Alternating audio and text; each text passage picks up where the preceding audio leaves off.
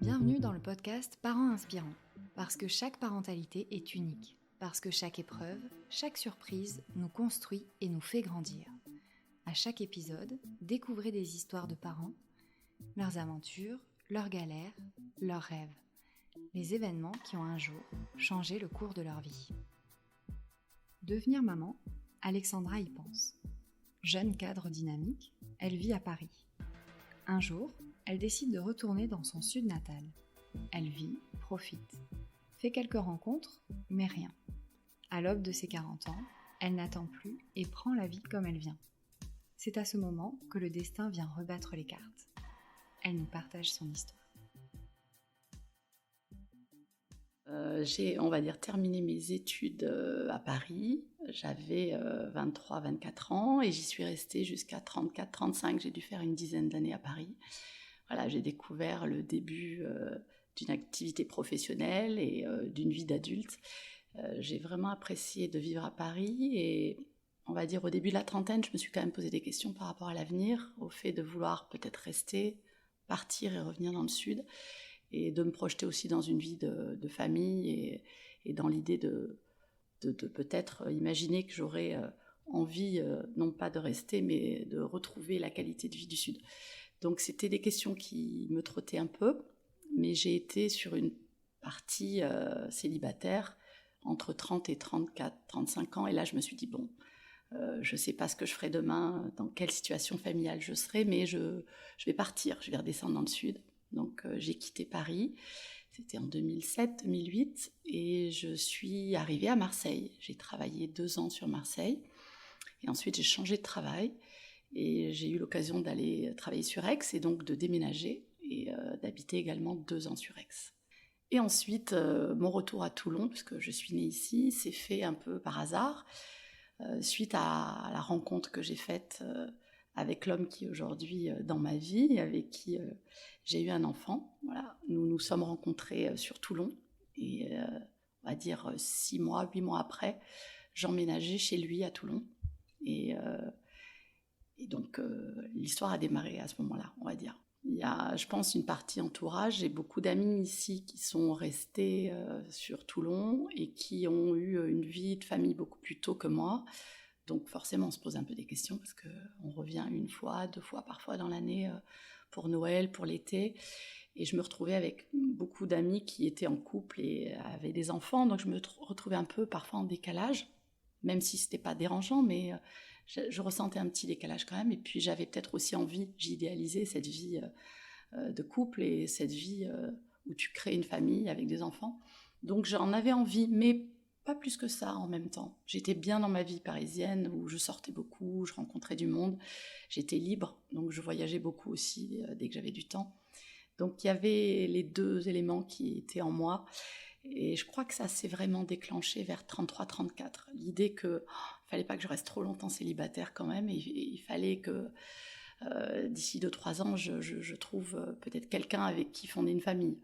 Parce que la pression aussi, pas forcément de mes parents, mais de l'entourage pouvait, on va dire, peser un peu et faire que je me mettais des doutes sur qui j'étais, sur pourquoi je trouvais pas quelqu'un avec qui peut-être construire une relation sur plus que 2 ou 3 ans, puisque j'avais jamais dépassé 2-3 ans de relation entre mes 18 ans et mes 35 ans. Je me suis dit, ce sera peut-être plus facile qu'à Paris, il y a moins de monde. J'ai un grand groupe d'amis ici, donc peut-être par les connaissances que j'ai, les amis d'amis, que je ne vois finalement pas si souvent, peut-être qu'il y a plein de gens que je ne connais pas finalement, et que je vais découvrir, et qu'il y aura une opportunité. Puis après, je me suis dit, ce sera peut-être une opportunité que je vais avoir moi seule au coin de la rue, dans un bar, un soir à Aix-en-Provence ou à Marseille, j'en sais rien. En fait, je me suis pas trop posé la question. Je me suis juste dit, peut-être ce sera plus simple en province qu'à Paris, mais c'était pas le cas en fait.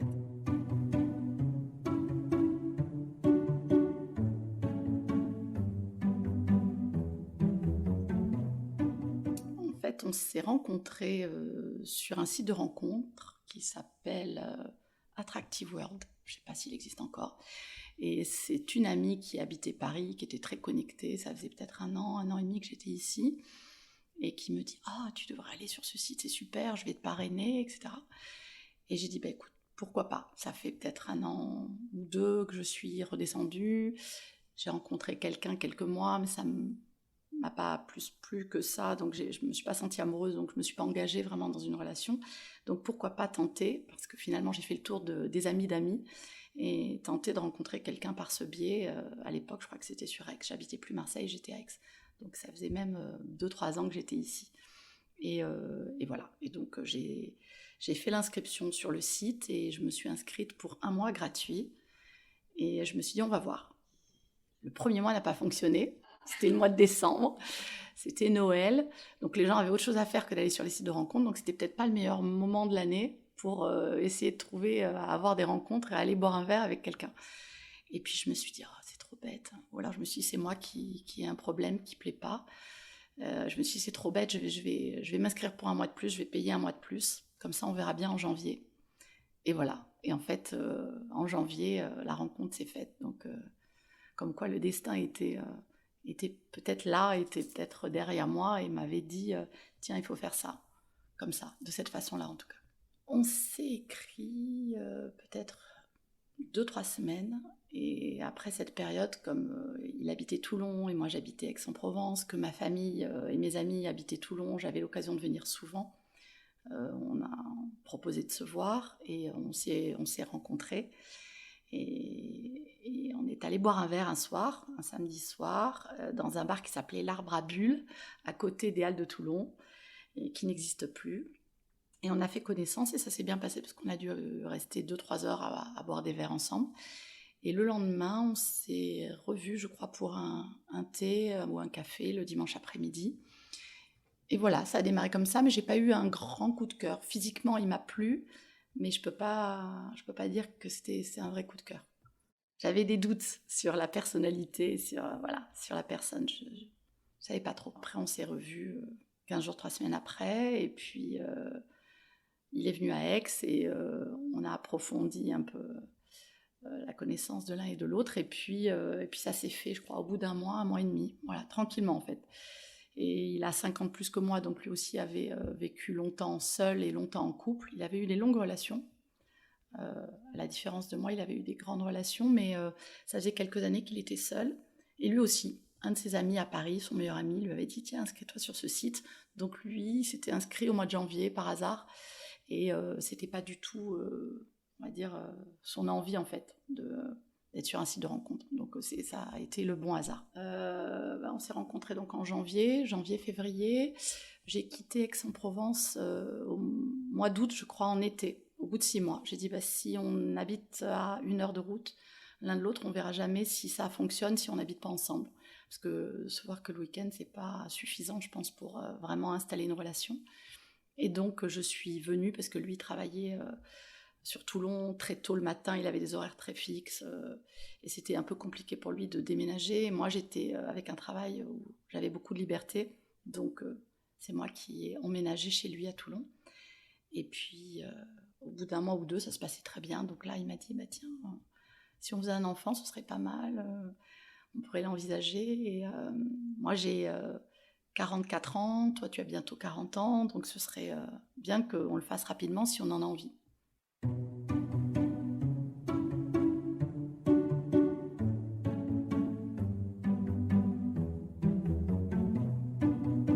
Et j'avais vraiment besoin de me poser, de réfléchir un peu, de prendre du recul, parce que je trouvais que c'était assez rapide, ça faisait que 8 mois qu'on était ensemble.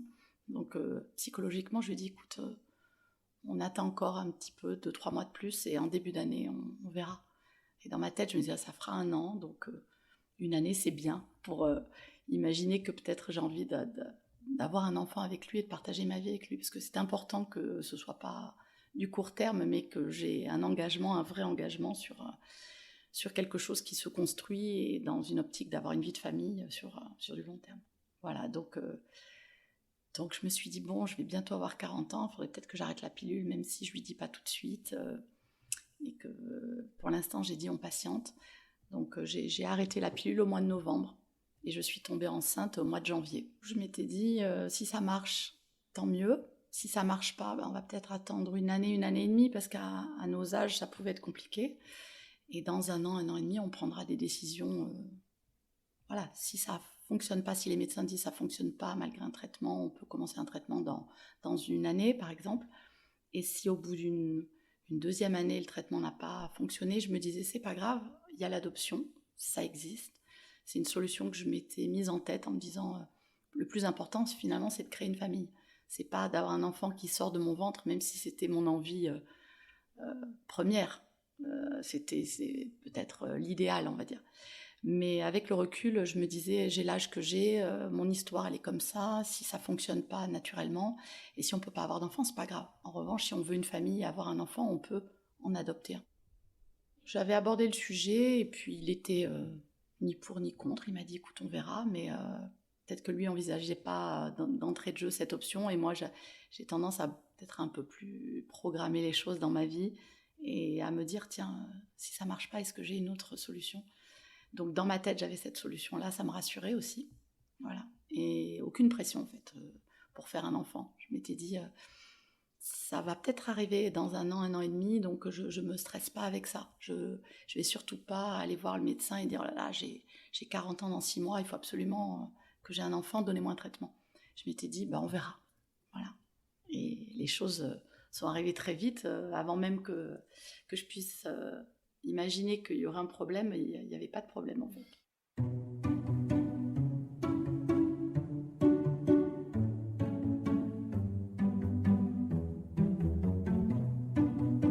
Ça se passe super bien, vraiment très très bien, zéro problème. On part même en Australie le mois d'après, c'était prévu. On va voir son frère au Vanuatu, donc en plus on prend des avions, on bouge, on fait du 4x4, bref, plein de choses, mais légèrement, hein, j'ai fait très attention à chaque fois, mais quand même, voilà, il y avait des vacances de prévues. Et tout s'est très bien passé. Et à, on va dire, 5-6 mois, je me suis sentie, mais non, peut-être avant, au 4e mois, je me suis sentie une forme péter le feu, j'étais très en forme et j'étais hyper épanouie. Et puis l'été est arrivé, donc au mois de juin, on a commencé à aller à la plage ensuite, ici, tous les week-ends. Et donc j'adorais ça, j'étais dans l'eau, j'étais comme un poisson qui flottait sur l'eau avec mon ventre. Donc j'ai adoré la grossesse et j'ai pas eu de soucis particuliers, si ce n'est au 7e mois où j'ai eu des soucis de dos. Et comme j'étais en voiture, mon travail c'était d'être beaucoup sur les routes et d'aller voir des clients. Le médecin m'a arrêtée parce que je pouvais plus bouger, j'avais très mal au dos. Donc on va dire le seul bémol, ça a été à mon 7e mois de m'arrêter et d'être 2 mois chez moi, mais bon, j'étais chez moi, j'étais à la plage, j'étais vraiment très heureuse de vivre la fin de grossesse comme ça. Donc non, c'était une chance. Et puis c'était on va dire un parcours de vie merveilleux. J'avais même envie de retomber enceinte derrière, tout de suite.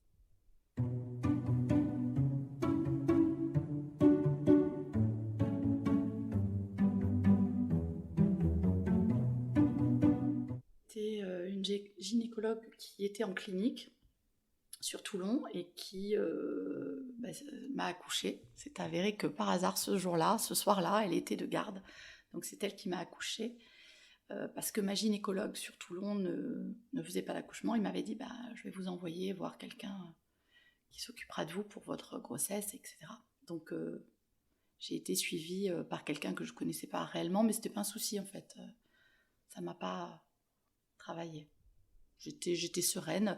J'ai fait une préparation à l'accouchement aussi avec une sage-femme pour apprendre à respirer et à préparer l'accouchement tout simplement, mais rien de plus. J'étais pas du tout stressée, je sais pas, je l'ai vécu comme une période de flottement où tout était merveilleux, où voilà, je découvrais ce que c'était que d'être enceinte et de devenir maman. En fait, c'était pour moi vraiment quelque chose qui m'ouvrait tellement de portes que j'avais peut-être aussi attendu un peu dans ma vie. Donc j'étais très sûre de moi que tout ce que je vivais au quotidien allait bien se passer en fait. J'ai jamais eu de soucis alimentaires, j'ai jamais eu de vraies nausées, j'ai vraiment pas eu de soucis, franchement. Donc j'étais très sereine, j'étais pas du tout dans l'angoisse qu'il m'arrive quelque chose. Donc non, le médecin m'a rassurée, je pense que la gynécologue à l'époque avait dû me rassurer aussi, en me disant de toute façon je suis là, s'il y a besoin, vous venez me voir si vous avez le moindre doute sur quelque chose. Mais parce qu'effectivement, le suivi de grossesse à 40 ans, il est, je crois, un peu plus important. Donc j'ai peut-être eu un rendez-vous ou deux de plus, mais sachant que j'allais très bien, je pense que voilà, elle n'a pas spécialement peut-être fait ce qu'elle aurait pu faire avec quelqu'un d'autre qui aurait des soucis.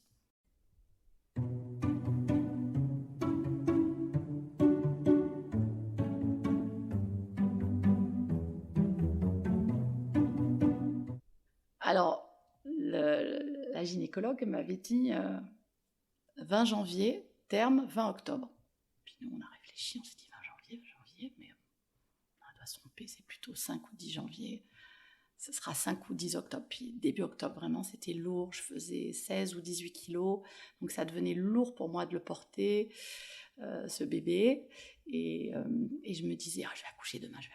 Puis je me disais, bon, peut-être qu'elle a raison. Ce sera peut-être le 20 octobre. Mais je me disais, non, mais je vais accoucher demain. Je suis tellement grosse. Ça va arriver plus vite que prévu, sûrement. Et puis mon mari aussi, il me disait, oh là là, mais là, tu vas accoucher sûrement là, demain, après-demain. Chaque jour, il me disait, tu vas accoucher demain. Eh bien non. Le 19 octobre, toujours rien. Et le 20 octobre, dans la nuit du 19 au 20, je crois, ou la nuit du 20 au 21 octobre, je perds un tout petit peu les os, ou enfin en tout cas je ne sais plus comment on dit, le bouchon. Et là, je m'affole. Je vais aux toilettes, je vois ça, je m'affole. Donc je réveille mon mari qui me dit, mais non, t'inquiète pas, tout va bien, rendors-toi. Très zen. Et du coup, il me dit, on ira demain matin à la clinique, t'inquiète pas, t'as pas mal, t'as pas de contraction, il n'y a pas de signe. Et comme c'est un infirmier, encore une fois, j'avais cette chance de ne pas m'inquiéter, de lui dire, tu as raison, c'est toi qui as raison. Donc je me recouche, et puis le lendemain matin à 8h, on se lève et on part tranquillement à la clinique, après un petit déjeuner normal. Et puis on arrive et on nous dit, on va vous recevoir, vu que vous avez l'air d'avoir perdu peut-être le bouchon, il faut maintenant vous garder. Et on a 24 heures pour faire sortir le bébé, donc on va vous garder. Voilà. Et donc, de là a commencé la journée, la longue journée à la clinique. Elle est arrivée à 3h du matin, donc c'est un peu long quand même. J'avais un col qui n'était pas dilaté, donc ils ont essayé de provoquer les choses un peu naturellement avec un gros ballon de yoga, m'asseoir dessus, etc., etc. Et puis ils ont un peu provoqué la perte des os le soir vers 18h, je crois. Et puis, ils m'ont fait la péridurale à 21h, 22h, je crois. Je suis allée en salle à ce moment-là. Et puis, ça s'est déclenché petit à petit, on va dire. Mais j'ai accouché réellement à 3h, 3h30 du matin, donc c'était un peu long. C'était un peu dur. J'avais l'impression de ne plus avoir de force. C'était un peu une épreuve. Hein. Mais c'était hyper agréable en même temps. C'est-à-dire que je n'ai pas souffert pour avoir le bébé, vu que j'avais aussi la péridurale qui aidait à diminuer la douleur. Donc non, ça s'est très bien passé. Il a passé la nuit aussi là dans la chambre, par terre, je crois. Il a dormi un peu, quelques heures par terre. Et puis voilà, le lendemain matin, on s'est réveillé, on avait un bébé dans les bras. Donc non, fabuleux.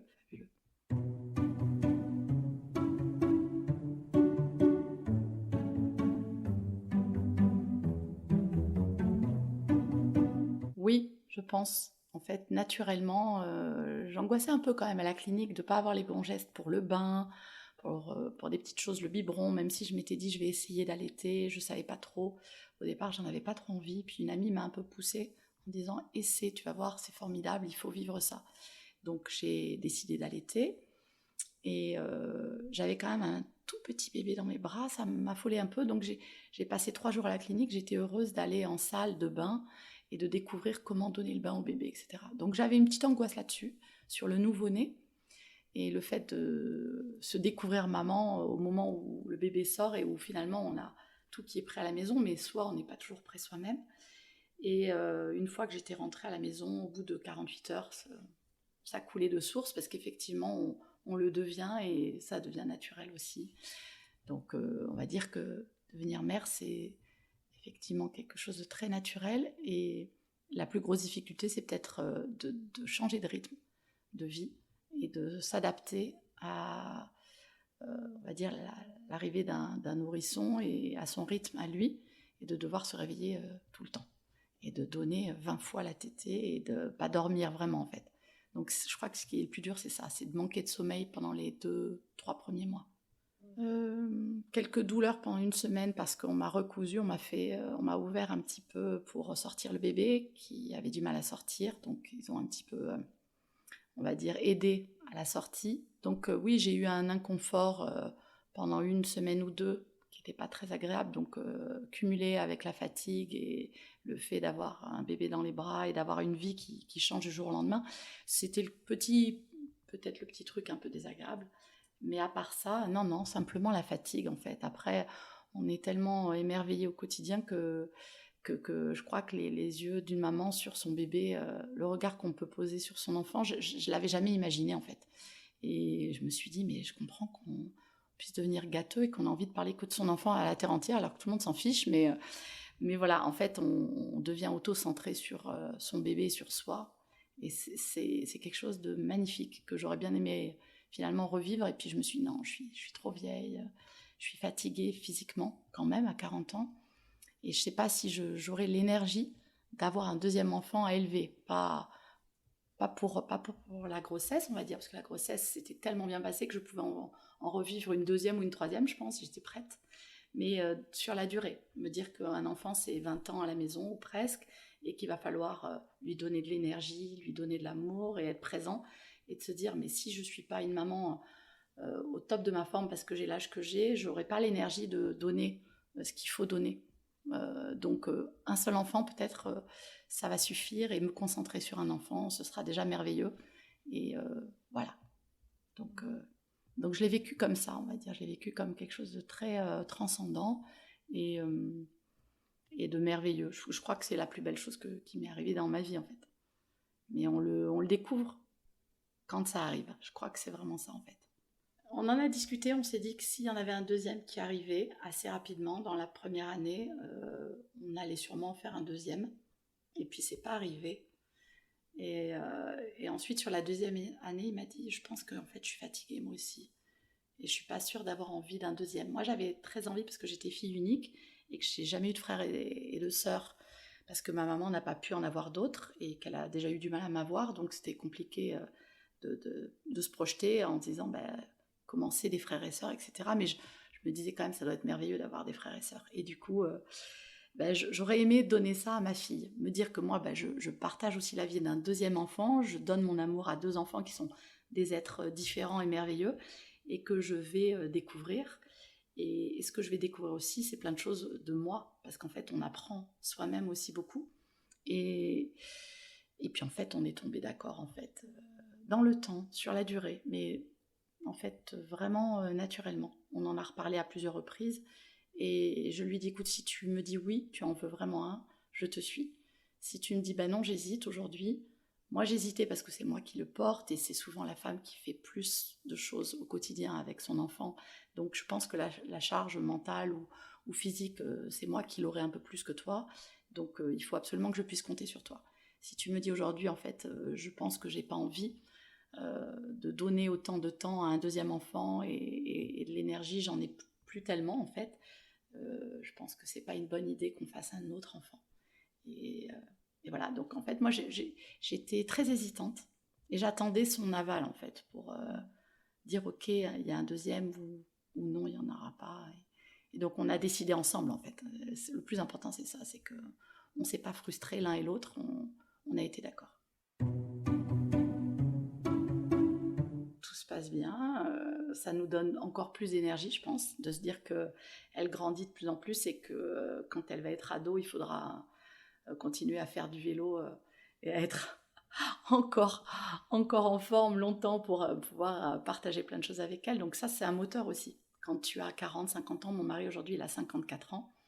Et aujourd'hui, ça nous tient aussi encore plus dans une envie de vivre et d'avoir l'énergie pour partager tout ça avec elle. Donc on partage plein de choses nous, mais en ayant un enfant, tu as forcément une vision beaucoup plus large. Et donc c'est génial. Je me dis, de toute façon, je n'avais pas envie d'enfant à 20 ans. J'avais envie de vivre, j'avais envie de travailler, de vivre pour moi, de voyager dans le monde. Et j'avais pas du tout cette envie d'enfant, mais absolument pas. Donc je n'ai rien à regretter. parce que l'envie d'enfant est arrivée sur le tard, et peut-être que si j'avais rencontré cette personne à 34-35 ans et que je l'avais fait 5 ans plus tôt, j'aurais eu 2 voire 3 enfants. C'est peut-être possible. En tout cas, j'en sais rien, mais voilà. J'ai profité de ma vie comme j'avais envie, et je pense que c'est arrivé au bon moment pour moi, donc c'était parfait. Donc tout va bien aujourd'hui, et j'allais dire, je pense que ça ira bien encore très longtemps, en tout cas je nous le souhaite. Voilà, on va dire aujourd'hui avec l'âge, je me dis que le plus important c'est qu'on soit en bonne santé pour en profiter le plus longtemps possible. J'adorerais pouvoir être grand-mère et en profiter. Maintenant que je suis maman, on va dire. Avant, ça ne m'avait jamais traversé l'esprit, mais là, me dire que je vois ma fille qui a un enfant et que je suis grand-mère, je me dis, oh, c'est un truc de dingue. Donc, j'espère pouvoir le vivre. Voilà, j'espère que j'aurai la santé pour vivre le plus longtemps possible et qu'à 70-80 ans, j'aurai plein de petits-enfants autour de moi et que je serai encore là pour en parler.